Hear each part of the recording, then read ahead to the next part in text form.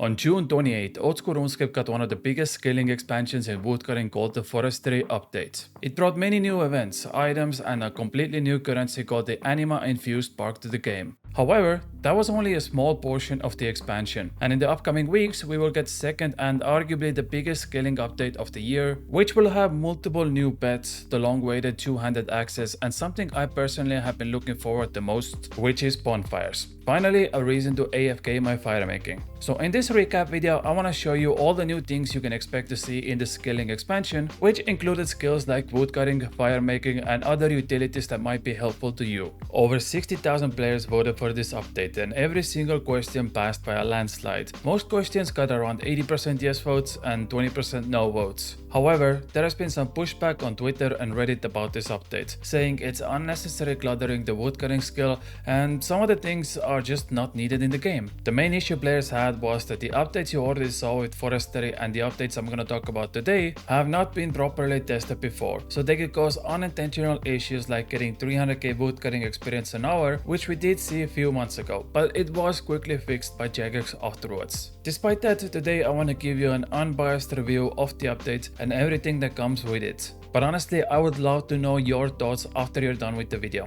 What did you like about forestry and what you didn't like? Okay, let's start the video. First, let's talk about pets. In the first expansion we saw 10 new transmogs to the beaver pet, and this time it's no different. But instead of just using logs on your beaver to change colors, the 2 new transmogs will come in the form of woodcutting events. The first event you can expect to see is evading away all the poachers. This event, like every other event, will only spawn if you have the forestry kit equipped. And the idea is that poachers are trying to catch these foxes around the trees, and it's your job to disarm the traps, and if doing so successfully, you will have a chance to be rewarded a fox whistle. This in return can be used on your beaver to turn into a pet fox. The other event is pheasant control, and no, we're not talking about PKs here, this is purely skill based. Again, having the forestry backpack with you can spawn pheasant nests around the trees you're cutting. This time pheasants are guarding all of the nests except one, and it's your job to find a nest that isn't guarded, then remove the egg from the nest and take it to the freaky forester nearby. Once the event is over, you have a chance to get an item called the golden pheasant egg, which can also be used on your beaver pet to turn into, you guessed it, a pheasant. Those are the 2 events that will have pet transmogs in them, but they aren't the only events coming with this expansion. So let's briefly go over all the other ones you can find in-game as well. The first and the only event you will see in free-to-play will be the friendly ends. Yes, forestry is also going to be available to free-to-play players. The event itself is pretty simple. 6 entlings will spawn around the trees and it's your job to cut them a nice haircut.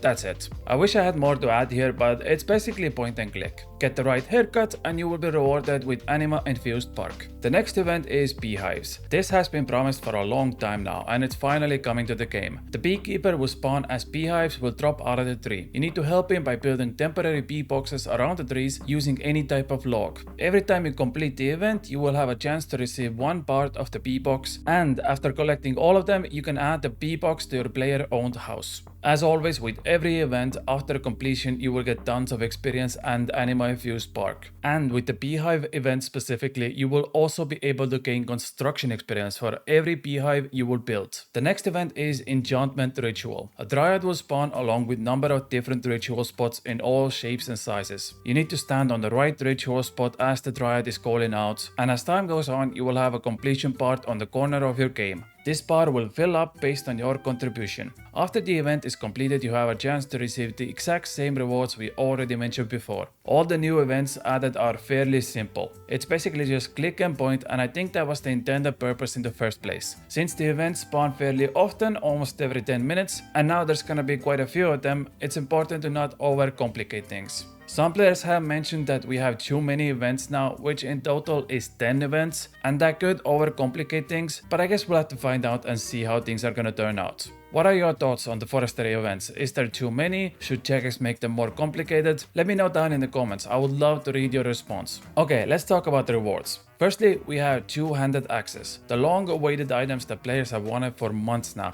and they are finally here. How they're gonna work is that you can purchase axe handles from the forestry shop and combine the handle with your current axe. This process is irreversible, meaning you will lose your one-handed axe forever. However, both the axe handle and the two-handed axes are tradable. The difference between two-handed axes and the normal one is that despite them using the same speed to chop trees, the two-handed axe will allow you to gain some extra experience. But in return, you will get fewer logs from chopping trees. The basic return is that you will gain 20% more experience per hour, but you will also lose 20% more logs. The benefit of two-handed axes will also use your run energy while chopping trees, which means you will need to use forestry rations or energy potions to restore your run energy. But don't worry, you can keep all your forestry rations inside your backpack, meaning it won't take up any inventory space and you can easily just chop away for some extra AFK time and extra woodcutting experience. Next item we're gonna have is the sawmill vouchers. This is a stackable and tradable item and it will help you massively to make new planks at the sawmill. Each ticket will give you 2 planks for free, which means Iron Man and even normal accounts don't have to spend money